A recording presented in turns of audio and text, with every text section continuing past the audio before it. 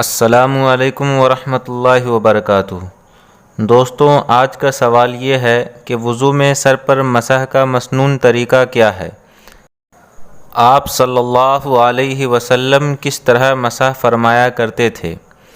جواب یہ ہے کہ وضو میں سر پہ مسح کا مسنون طریقہ یہ ہے کہ دونوں ہاتھوں سے مسح کرے۔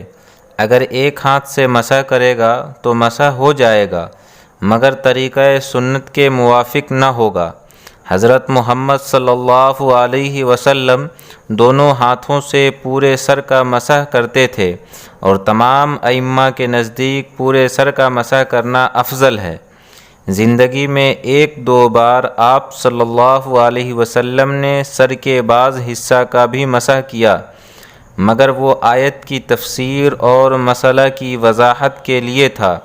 اصل سنت دونوں ہاتھوں سے پورے سر کا مسح کرنا ہے۔ مسح کا طریقہ یہ ہے کہ دونوں ہاتھوں کو بھگا کر خنصر، بنصر اور وسطیٰ ان تین انگلیوں کو سر کے اگلے حصہ پر رکھے۔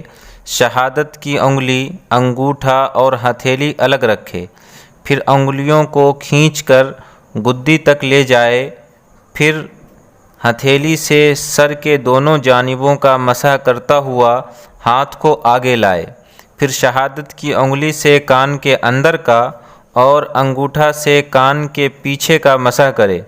علامہ ابن حمام علیہ الرحمہ نے فتح القدیر میں لکھا ہے کہ مسح کا یہ طریقہ کسی حدیث سے ثابت نہیں ہے۔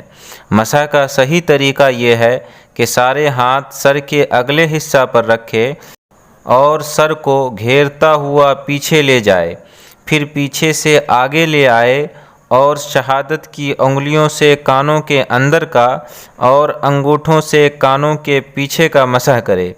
تفصیل کے لیے فتاوی شامی کتاب الطہارت جلد 1 صفحہ نمبر 218، تحفۃ العلمی ابواب الطہارت جلد 1 صفحہ نمبر 257 اور 258، فتاوی دارالعلوم دیوبند جلد نمبر 1 صفحہ نمبر 157 اور 158 دیکھیں۔